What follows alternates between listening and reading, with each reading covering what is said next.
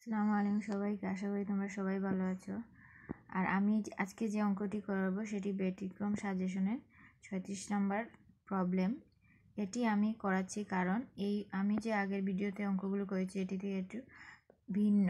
কারণ হলো যে এখানে আমরা স্কিউনেস নির্ণয় করব, কিন্তু এখানে আমরা আগে নির্ণয় করেছি যে স্কিউনেস মুডের মাধ্যমে কিভাবে নির্ণয়। আজ আমরা শিখব মিডিয়ামের মাধ্যমে কিভাবে স্কিউনেসটি নির্ণয় করতে হয়। তাহলে আমরা মিডিয়াম বুঝবো কিভাবে। আমরা প্রশ্নে চলে যাই। আমাদের প্রশ্নে বলা হচ্ছে find out skewness of the following data and comment. আমাদের কমেন্টও করতে হবে। তা আমরা স্কিউনেসের সূত্র জানি যে মিন এবং minus mode by standard deviation, কিন্তু এর আগে আমার ফ্রিকোয়েন্সি ডিস্ট্রিবিউশনটা বের করে নিতে হয়। তাহলে ফ্রিকোয়েন্সি ডিস্ট্রিবিউশন বের করতে হলে আমাদের এই ঘরের প্রয়োজন হয়, কিন্তু এই ঘর দেখেই আমরা বুঝতে পারবো যে আমাদের এখানে মোড না বসে মিডিয়াম বসবে। তা কিভাবে? যখন আমরা দেখব যে প্রশ্নের মধ্যে সবচেয়ে বড় সংখ্যাটি লাস্টে দিবে, মানে কথা হলো যে আমরা আগে দেখেছি যে সবচেয়ে বড় সংখ্যাটিকে মধ্যখানে বা প্রথমে দিয়ে থাকবে, কিন্তু কখনো লাস্টে দেয়নি। আমাদের মুড বের করতে হলে কিন্তু আমাদের del1 বাই del2 আমাদের বের করতে হয়, কিন্তু del1 সমান আমরা যে ফ্রিকোয়েন্সি থেকে বিয়োগ করতে হয়, তখন আমরা del1 পাবো, কিন্তু del2 এর মান কিন্তু এর নিচের ঘর থেকে আমরা তা বের করেছি, কিন্তু এখানে কিন্তু আর কোনো ক্লাস দেওয়া নেই বা সংখ্যা দেওয়া নেই। এর জন্য আমরা যখনই দেখব যে লাস্ট ঘরের মধ্যে সবচেয়ে বৃহৎ সংখ্যাটি দিয়ে দিয়েছে, এর মানে হলো যেটা আমাকে মিডিয়ামে নির্ণয় করতে হবে স্কিউনেসটি। এটাই হলো তোমাদের টিপস এবং ট্রিক্স। আশা করি তোমরা তা বুঝে নিয়েছো। তাহলে আমরা চলে যাই কীভাবে অঙ্কটি সমাধান করব। অঙ্কটি সমাধান করতে হলে আমাদের প্রথমেই আমাদের এভাবে ঘর করে নিতে হবে calculation of mean, medium and standard deviation. যেহেতু আমরা মিডিয়ামের মাধ্যমে এটি নির্ণয় করব, সেহেতু আমাদের আরেকটি ঘর এক্সট্রা করা লাগবে। কারণ আমরা সবসময় জানি ফ্রিকোয়েন্সি ডিস্ট্রিবিউশনে 6টি ঘর, কিন্তু যখন আমরা 6টি ঘর যখন আমরা মুডের মাধ্যমে করব তখন, আর যদি আমাদের ক্লাস দেওয়া থাকে না, রিয়েল ক্লাস বের করতে হয়, তখন 7টি হয়। কিন্তু আমাদের আমাদের মেইন ঘর হলো 6টি ঘর। এটা তোমরা মাথায় মনে রাখবে। আর যখন আমরা মিডিয়ামের মাধ্যমে করব তখন 7টি ঘরে করতে হবে। 7টি ঘর, কারণ এক্সট্রা হিসেবে সিএফকে আমরা ঘর হিসেবে ধরে নেব। সিএফ মানে কমিউলেটিভ ফ্রিকোয়েন্সি, ঘরটা আমাদের বের করে নিতে হবে।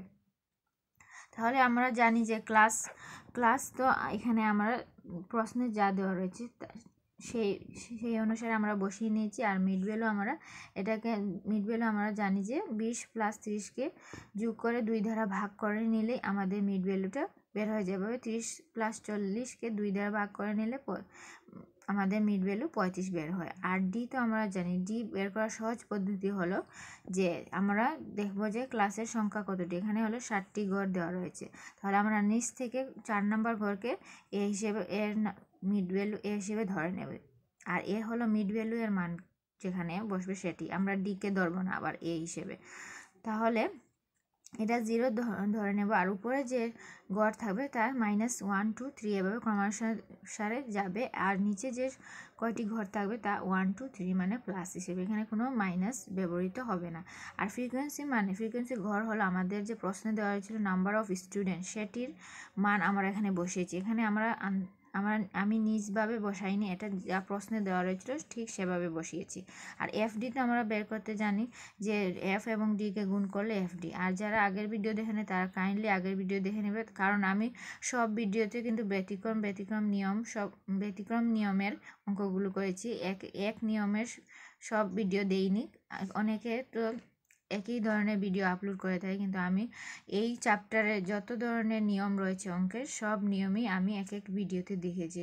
তাই তোমরা অবশ্যই আগের ভিডিও দেখে নেবে। আগের ভিডিও না দেখলে তোমাদের অঙ্কের নিয়ম মিস হয়ে যাবে এবং পরীক্ষার হলে সেই নিয়ম আসলে কিন্তু তোমরা তা দিতে পারবে না।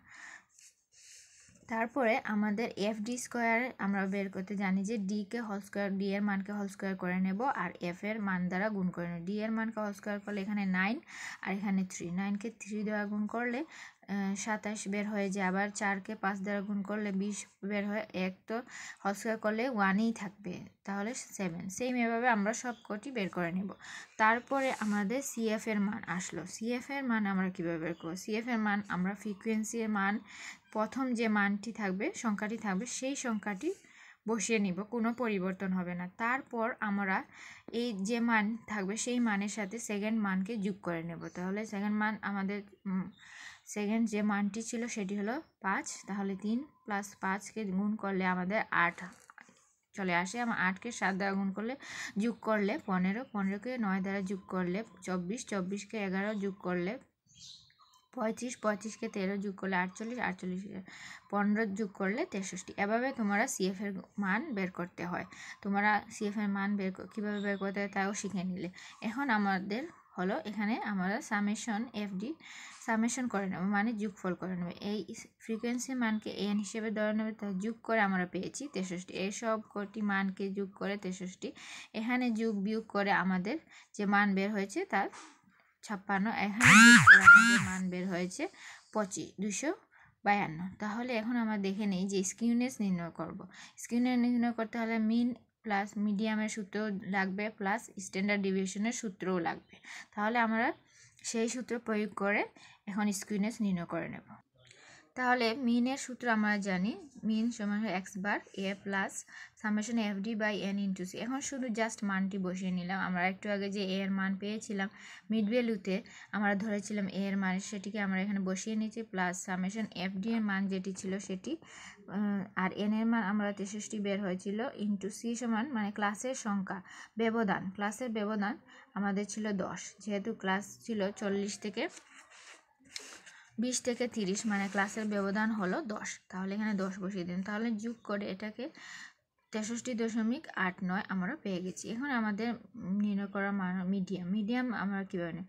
ME সমান L1 + n/2 - PCF/FM × c। এখন L1 আমরা কীভাবে বের করব? L1 বের করার নিয়ম হলো এই সূত্র। এটা হলো n/2তম আইটেম, n এর মান হলো 63 আমরা পেয়েছি, এততম আইটেম, তাহলে এটাকে ভাগ করে আমরা 31.5। এখন আমরা 31.5কে CF এর ঘরে গিয়ে খুঁজবো, কারণ CF এর ঘরে যে ঘরে আমরা 31.5 পাবো সেই ঘরকে আমরা L1 এর ক্লাসের ঘর হিসেবে ধরে নেব। আমি আবারও বলছি যে CF এর ঘরে আমরা গিয়ে এই মানটি খুঁজবো। CF মানে কমিউলেটিভ ফ্রিকোয়েন্সি, মানে আমরা এক্সট্রা যে ঘরটি করেছিলাম সেই ঘরে গিয়ে এই মানটি খুঁজবো। যে মানটি পাবো সেটি এখানে বসাবো। আমরা পেয়েছি 60 থেকে 70তম ক্লাস। আমি এখানে দেখিয়ে দিচ্ছি।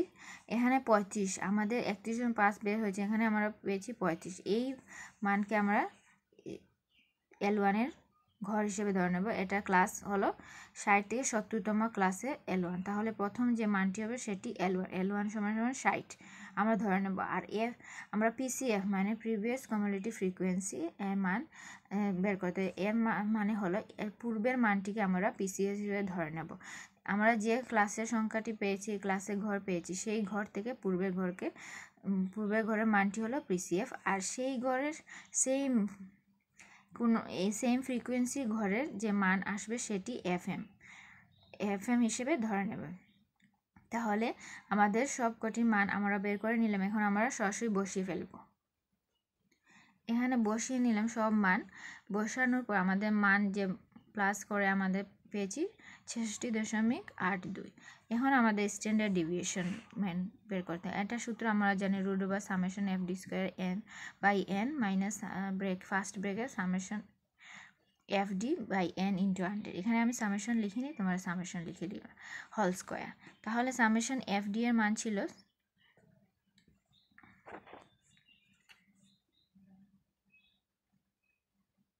এখানে সামেশন বসবে, সামেশন FD। তাহলে এখানে আমাদের মান সরাসরি বসিয়ে নিলাম। সামেশন FD² মান ছিল 252, n এর মান ছিল 63, আর সামেশন FD এর মান ছিল 56, আর n এর মান ছিল 63। তাহলে এটাকে বিয়োগ করে আমাদের এখানে ভাগ করে 4, আর এখানে পেয়েছি 0.79। এখানে √ওভার করে আমরা পেয়েছি 17.90। এখন হলো স্কিউনেস নির্ণয় করা। স্কিউনেসের সূত্রটি হলো, যেহেতু মিডিয়াম হলে এই আগে আমরা 3 বসিয়ে দেবো, আর যখন মুডে করব তখন 3 3টা উঠে যাবে, তখন শুধু মিন মাইনাস মোড বা স্ট্যান্ডার্ড ডিভিয়েশন। এইটাই হলো পার্থক্য স্কিউনেসের। এই দুই নিয়মের অঙ্কই মূলত স্কিউনেস কীভাবে নির্ণয় করতে তা আমি তোমাদের আজ শিখিয়ে দিলাম। আগের ভিডিও অবশ্যই কাইন্ডলি দেখে নেবে, তা না হলে কিন্তু আগের নিয়মটি মিস করে যাবে। তাহলে এখানে আমার জাস্ট এখন মান বসিয়ে নিই। একটু আগে আমরা মিনের মান পেয়েছিলাম যা, তা এখানে বসিয়েছি, মিডিয়ামের মান যা পেয়েছি তা বসিয়ে দিয়েছি, আর স্ট্যান্ডার্ড ডিভিয়েশনের মান এখানে বসিয়ে দিই। তাহলে আমাদের মান বের হয় -8.79 উপরে, আর এটা 17.92। তাহলে আমাদের মাইনাস ফিগারে আনসারটি বের হয়েছে। এখন আমরা লিখে নিব স্কিউনেস <0 মানে 0 থেকে আরও কম বের হয়েছে, যেহেতু মাইনাস ফিগারে চলে আসছে। So the nature of distribution is negative. এখানে ডিস্ট্রিবিউশন এটা নেগেটিভ হিসেবে ধরা হয়েছে। এভাবে তোমরা কমেন্ট লিখবে। কমেন্ট যদি না লিখো 1 বা 2 মার্কস স্যাররা কেটে ফেলবে। তাই সব সময় প্রশ্নের মধ্যে দেখবে যে কমেন্ট চেয়েছে কিনা, আর সব সময় কিন্তু এ ধরনের অঙ্কে কমেন্ট চেয়ে থাকে। তাই তোমাদের উচিত কমেন্টের উপর নজর দেওয়া। কমেন্ট যদি না দাও, তাহলে যদি 8 মার্কের অঙ্ক থাকে, তাহলে তোমাদের 2 মার্ক ইজিলি কেটে ফেলবে। আর সবাই ভালো থাকবেন। আমার ভিডিও ভালো লাগলে অবশ্যই আমার চ্যানেলকে সাবস্ক্রাইব করবে এবং তোমাদের বন্ধুদের সাথে বেশি বেশি করে শেয়ার করবে, যাতে তারাও এই ভিডিও পেয়ে উপকৃত হতে পারে। আর ভিডিও ভালো লাগে অবশ্যই লাইকস বাটন চাপ দিতে ভুলবা না। আর সবাই ভালো থাকবেন। আল্লাহ হাফেজ।